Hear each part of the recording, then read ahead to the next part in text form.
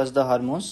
At last, after completing the abscisic acid, I would provide with some tricks there. So starting with PGR. PGR is mainly divided into two types, which are growth promoter and growth inhibitor. तो growth promoter यानी जो growth को promote करेंगे और growth inhibitor यानी जो growth को inhibit करेंगे. जैसे सपोज एक कोई प्लांट है और हमें उसे जैसे ग्रो करना है तो हम क्या करेंगे. फॉर एग्जांपल अगर टिश्यू कल्चर लिया तो उसमें अपन ऑक्सिन साइटोकाइनिन का मिक्सचर डालते हैं. जैसे ऑक्सिन अगर रूट इनिशिएटिंग करना रहा तो हम ऑक्सिन यूज़ करेंगे और शूट इनिशिएटिंग करना रहा तो हम साइटोकाइनिन यूज़ करेंगे. तो यानी ये ग्रोथ प्रमोटर हो गए. So first hormone we would study today is auxin. So for first of all auxin को जैसे एनसीईआरटी में ऑक्सिन एक जगह पर नहीं दिया है, जैसे डिस्कवरी वगैरह पहले दिए है और उसके बाद में उसके फंक्शंस और वो सब दिए. पर मैं पूरा ट्राई करना चाहूँगा कि ऑक्सिन हम एक ही जगह पढ़े. तो ऑक्सिन स्टार्ट करने से पहले मैं आपको बताना चाहूँगा कि ऑक्सिन एक इंडोल कंपाउंड है, यानी IAA indole acetic acid, IBA indole butyric acid, ये सब ऑक्सिन में आते हैं. जैसे जिबरलिन वगैरह कंपाउंड्स है. तो ऑक्सिन की डिस्कवरी जैसे बोल सकता हूँ कि Charles Darwin and Francis Darwin.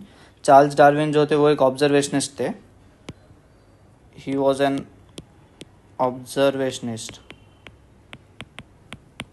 तो बीइंग एन ऑब्जर्वेशनिस्ट उन्होंने कैनरी ग्रास नाम का जो प्लांट रहता है, यानी सिंपल एक जैसे कोई ग्रास है तो उसमें एक उसकी टाइप की स्पीशीज़ है जिसे हम कैनरी ग्रास बोलते हैं. तो उनके और उनका जो बेटे है यानी फ्रांसिस डार्विन, दोनों ने मिलकर एक एक्सपेरिमेंट टाइप किया है. तो जिसमें हम कोलियोप्टाइल्स यानी जो अपाइसेस का जो पार्ट रहता है कैनरी ग्रास का, उसका ऊपर का उनका ऑब्जर्वेशन था. तो उन्होंने ये ऑब्जर्व किया कि जब यूनिलैटरल इल्यूमिनेशन हुआ, जैसे लाइट का suppose unilateral illumination of light देखते हैं हम, तो जो कैनरी ग्रास है वो बेंड हुआ एक साइड में, जिसे तुम फोटोट्रॉफिज्म टाइप भी बोल सकते हैं. Then after studying a lot, they found that something is accumulated at the apices, but they could not reach the conclusion. Then F.W. Wendt came into the observation. So F.W. Wendt first isolated the auxin from the oat seedlings.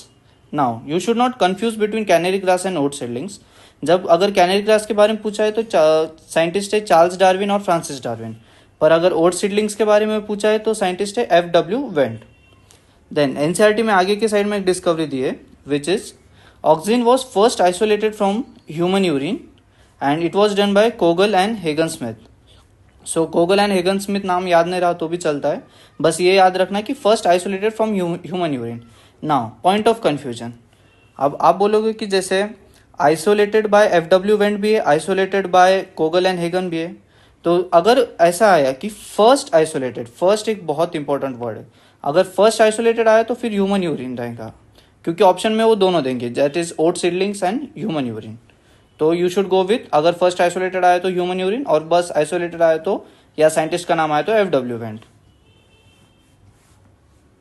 Then second, अब auxin के जो functions है क्या नहीं, उसके पहले अपन देखना चाहेंगे कि ऑक्सिन जो है ये ग्रोइंग अपाइसेस में मिलता है.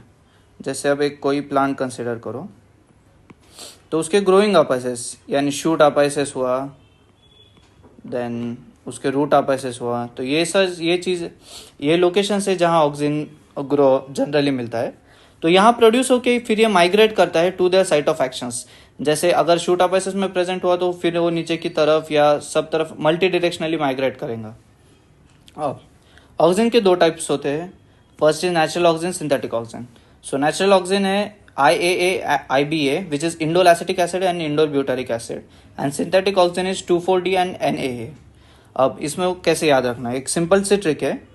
जहाँ पर भी वर्ड अल्फ़ाबेट I है तो आंखें बंद करके उसको नेचुरल ऑक्सीजन बोल देने का, और जहाँ पर मतलब उसके विदाउट जो भी है तो वो सिंथेटिक ऑक्सीजन की कैटेगरी में आएंगे.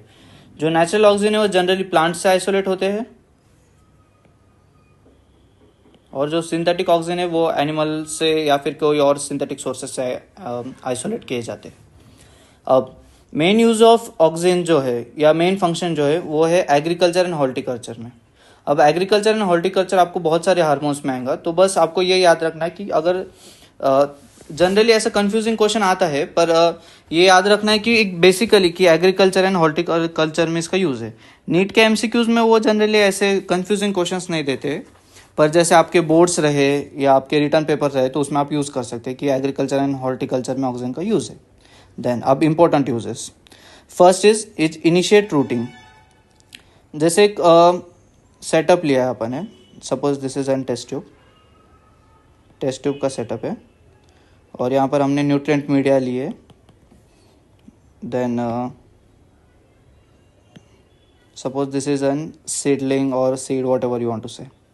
अब इसमें इनिशिएट रूटिंग करना है। अगर हम इसमें एक ऑक्सीजन साइटोकाइनिन रेशियो रहता है, oxygen to cytokinin ratio, when you put oxygen in more amount, when oxygen is in more amount, it would initiate rooting in that seedling, and same goes with cytokinin, it would help for shoot initiation.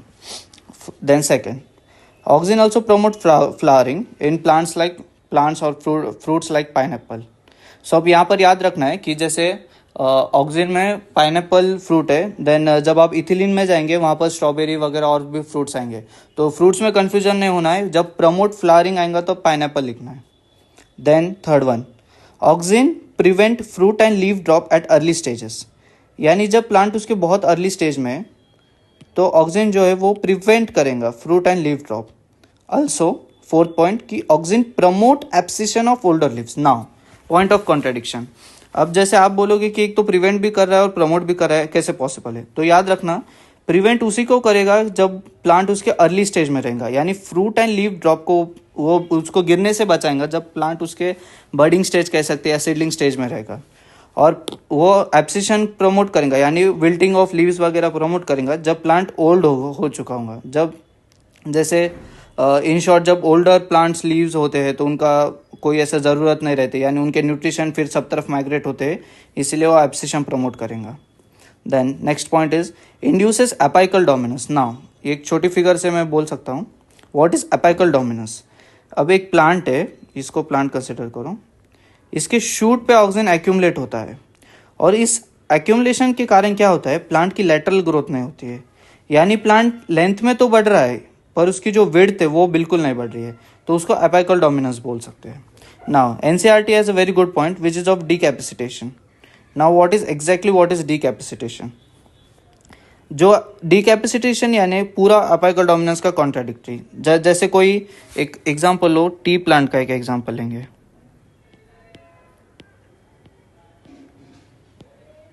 Suppose this is T plant example.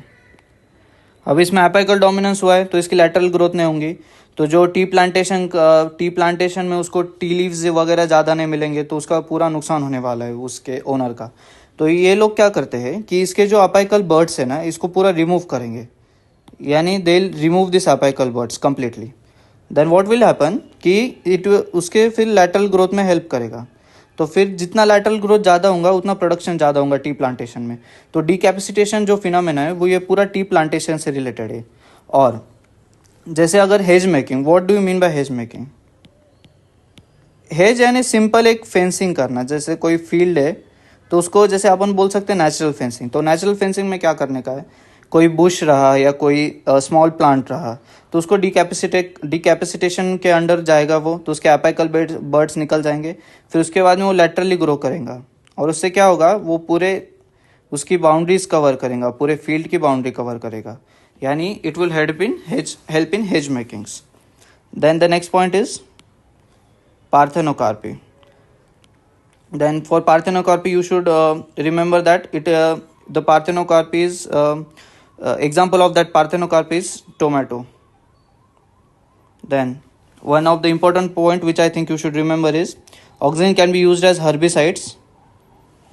Then next 2,4-D अपन ने पढ़ा है 2,4-D. 2,4-D is a synthetic oxygen. So 2,4-D is a synthetic oxygen which is used as weedicide which kills dicot weed but do not hamper. और जो monocot जो plant है यानी mature monocot plant है उसको कोई उसका इफेक्ट नहीं रहेगा, ये बस उसकी जो डाइकॉट वीड है उसको किल करेगा, जो मोनोकॉट जो प्लांट है उसको उस पर कोई इफेक्ट नहीं रहेगा। Then last point which is xylem differentiation. ये आप याद रख सकते हैं कि जैसे कोई प्लांट है तो उसमें जाइलम का जो डिफ्रेंसिएशन होगा तो ऑक्सीजन उसमें हेल्प करेगा जाइलम डिफ्रेंसिएशन में. And the most important point is cell division. अब सेल डिवीजन 2-3 हार्मोन्स में आने वाला है, तो आपने याद रखना है कि सेल डिवीजन कौन से हार्मोन में आने वाला है. जैसे ऑक्सीजन में आएगा सेल डिवीजन, देन साइटोकाइनिन में भी सेल डिवीजन आएगा. तो ऐसे ये 2-3 चीज़ें जो आपको याद रखने हैं. मैं इसके आपको ट्रिक्स भी दूंगा, पर फर्स्ट मुझे लगता है कि आप एक बार पूरा ऑक्सीजन समझ लीजिए. जैसे ऑक्सीजन समझेंगे, फिर जिबरलिन समझेंगे, साइटोकाइनिन समझेंगे, फिर इथिलीन समझेंगे, एब्सिसिक एसिड समझेंगे. इसके बाद में ट्रिक्स पे आना है, क्योंकि 5 हार्मोन्स के अगर पांचों ट्रिक्स थे तो आप हो सकता है ट्रिक्स को इंटरमिंगल करके आप भूल सकते हो. देन ऑक्सीजन लास्ट पॉइंट एक बार क्विक रिवीजन लेंगे. ऑक्सीजन के जैसे डिस्कवरी ऑक्सीजन की हुई by Charles Darwin and Francis Darwin which coleoptiles of canary grass. Then isolated by F W. Went from oat seedlings. Then first isolated. First is the important word. First isolated. I would highlight this. First isolated from human urine by Kogel and Hagen-Smith. Kogel Hagen-Smith नाम याद नहीं रखा तो भी चलेगा. Then functions पे आते हैं. That is initiate rooting, first function. Then promote flowering, second function. Then prevent fruit and leaf drop at early stages, third function. Promote abscission of older leaves, fourth function. Induce apical dominance fifth function. Decapacitation six function. और decapacitation में 2 चीज़ें याद रखने हैं, which is tea plantation and hedge making.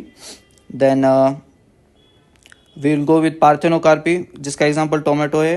ये 7th function हो जाएगा. Herbicide will be the 8th function. Then weedicide would be the 9th function. Then followed by xylem differentiation and cell division. Thank you.